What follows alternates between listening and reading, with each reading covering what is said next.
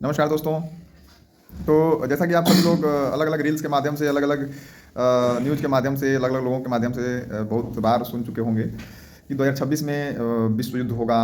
कई रील्स ऐसी भी आ रही हैं जो ये बता रही हैं कि 2026 में जो है ऐसी भविष्यवाणियाँ हैं कि दुनिया जो है बहुत सारे लोग मारे जाएंगे, समाप्त हो जाएगी।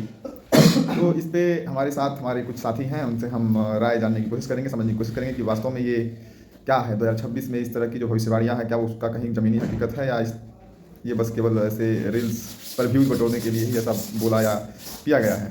तो भविष्यवाणियों पर और इन सारी चीज़ों पर बहुत गहरी नज़र, पैनी नज़र बनाने वाले हमारे एक करीबी मित्र हैं शशांक जी। सबसे पहले तो उन्हीं की राय जानना चाहेंगे क्योंकि वो भविष्यवाणियों के बारे में बहुत ज़्यादा अध्ययन उनका है। तो शशांक सर बताएंगे कुछ? तो हमारा इतना एनालिसिस हुआ है आज इस साल का।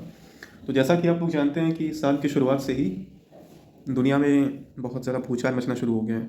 अमेरिका ने वेनेजुला पे आक्रमण किया, उसके बाद अब ग्रीनलैंड पे अपना दावा ठोक रहा है। साथ ही साथ उसने ईरान पे भी हमला करने का प्लान बना लिया है। रशिया यूक्रेन का तो अलग से हो ही रहा है। उसके साथ साथ बहुत सारे अन्य मोर्चे भी हैं जहाँ जहाँ पे छोटे मोटे युद्ध इस समय दुनिया में इग्नाइट हो रहे हैं। चाइना ताइवान का देख ही रहे हैं आप लोग, पाकिस्तान, बांग्लादेश और इंडिया का हो ही रहा है। तो हमारा जहाँ तक ये सोचना है कि कुछ ना कुछ तो इस साल होगा, कहीं ना कहीं जो युद्ध की संभावनाएं हैं वो दिखाई दे रही हैं अच्छी खासी। क्योंकि हमने डिफेंस एंड स्ट्रेटजिक स्टडीज़ की पढ़ाई की थी अपने कॉलेज में भी, तो हमारा थोड़ा इस पर अध्ययन ज़्यादा है। तो हमारे हिसाब से जो युद्ध की संभावनाएं हैं वो बहुत ज़्यादा हैं इस साल। बाकी जैसा होगा वैसा आप लोगों को पता चल ही जाएगा। धन्यवाद आप सर, आपका बहुमूल्य विचार रखने के लिए। अब हम बगल में हमारे इन्हीं के साथ में जायसवाल सर हैं, विकास जायसवाल, जिनका आज हैप्पी वाला बर्थडे भी है। तो उनको हैप्पी वाला बर्थडे विश करते हुए मैं उनकी राय जानना चाहूँगा कि उनकी राय में क्या वो समझते हैं। वीडियो चला था वीडियो है का वीडियो है, बोले का हाँ बोले का बोली भविष्यवाणी पर। हाँ, हम वो वीडियो देखे रहे हैं 2026 में दुनिया खत्म होने वाला। चाचा की वीडियो देखे रहे हैं, चाचा की वीडियो देखे रहे हैं। हमारे हिसाब से तो दुनिया जल्दी ना खत्म हुए। इतना पाप कह दिए हैं लोग दुनिया में, इतना जल्दी तो दुनिया ना खत्म हुई। पपवा भोगे पड़े बिना पपवा भोगे दुनिया ना खत्म हुए।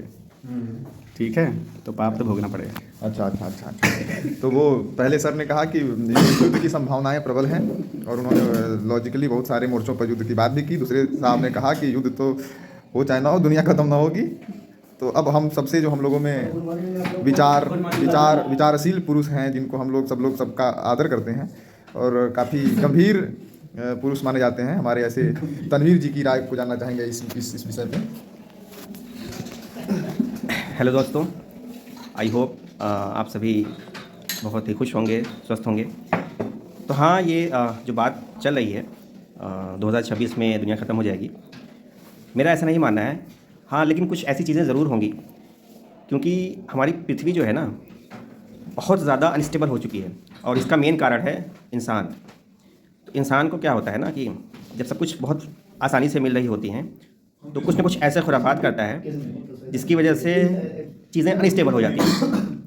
और वो अनस्टेबिलिटी बढ़ते बढ़ते जब अपने पीक पे पहुंचती है तो उसको बैलेंस करने के लिए नेचर क्या करता है कि चीज़ों को अपने तरीके से रेगुलेट करता है।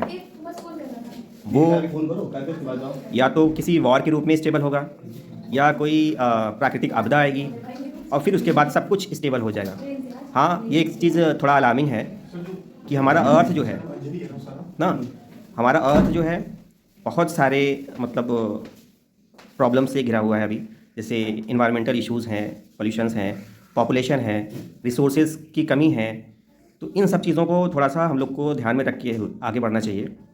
As a human, as a individual हमारा रोल क्या है इस पृथ्वी पे ना, हम इसमें किस तरीके से कंट्रीब्यूट कर सकते हैं वो करना चाहिए। और दुनिया है, ख़त्म है या ख़त्म हो जाएगी, इस पर बहुत ज़्यादा गौर करने की ज़रूरत नहीं है। अभी प्रेजेंट को अगर हम देखें, अपने प्रेजेंट को हम कैसे बेहतर बनाएंगे, अगर हम प्रेजेंट को बेहतर बना देंगे तो हमारा आने वाला फ्यूचर भी बहुत अच्छा हो जाएगा।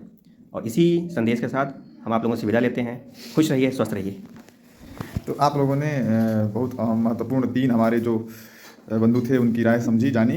अब हमारे बीच में हम लोगों के सबसे चुलबुले हमारे जो भाई हैं नफीस आलम जी, उनके कुछ विचार हम सुनना चाहते हैं। धन्यवाद मेरे प्यारे दोस्त।